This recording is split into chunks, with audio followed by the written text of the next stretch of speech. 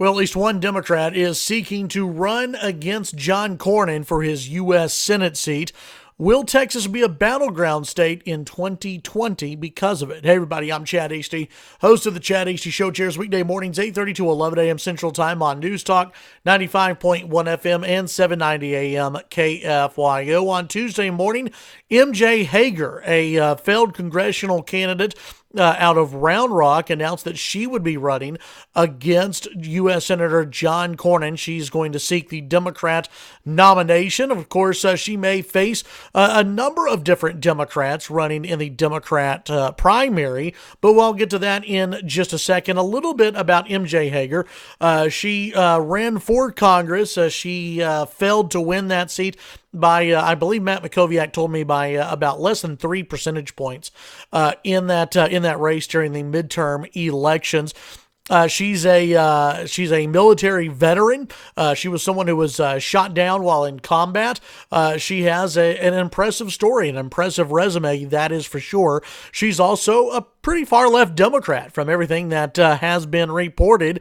I'll admit that I don't know every single little piece of information about her, but from what I followed in her congressional race, yeah, she's a far left Democrat. She's also someone who has been recruited by the Washington Democrats and Chuck Schumer to run against John Cornyn, while Texas Democrats have wanted Joaquin Castro to run against Senator John Cornyn. Castro will reportedly make a decision within the next coming days of whether or not he will run for office, but he's got a pretty good gig right now in the House, one that he may not want to give up for a chance to run in a very heated campaign against John Cornyn, and a campaign where Democrats are not assured of winning at all. Beto O'Rourke, yeah, he came within 2.6 percentage points of beating Ted Cruz, but this is a different race.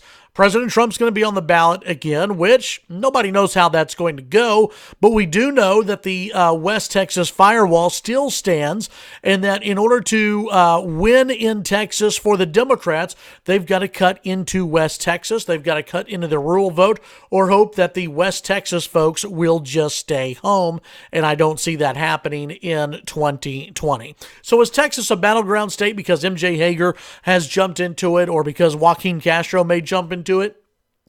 No, not necessarily. It's a battleground state because the state is changing.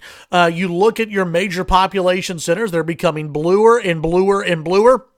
And that's why I believe John Cornyn is doing the right thing in this race by campaigning early and getting a head start on fundraising and showing people that, yeah, he's out there, he's running for a re-election, and he's trying to fire up the Republicans.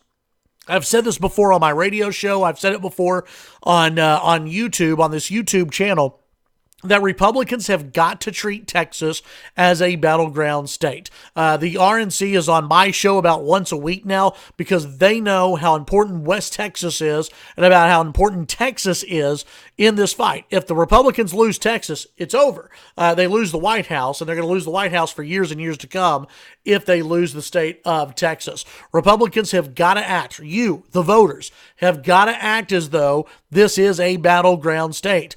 Democrats are gaining numbers in the cities, and I don't know how long the West Texas firewall will hold up. It doesn't matter. Don't even think of it that way. Just know Texas is a battleground state. It could flip at any time in the future. And so if you want to protect this state from socialism, if you want to protect this state from the Nancy Pelosi's and Chuck Schumer's of the world, then you better get out and vote for the Republicans. Tune in to the Chad Hasty Show weekday mornings, 8:30 to 11 a.m. Central Time. News Talk, 95.1 FM and 790 a.m. KFYO.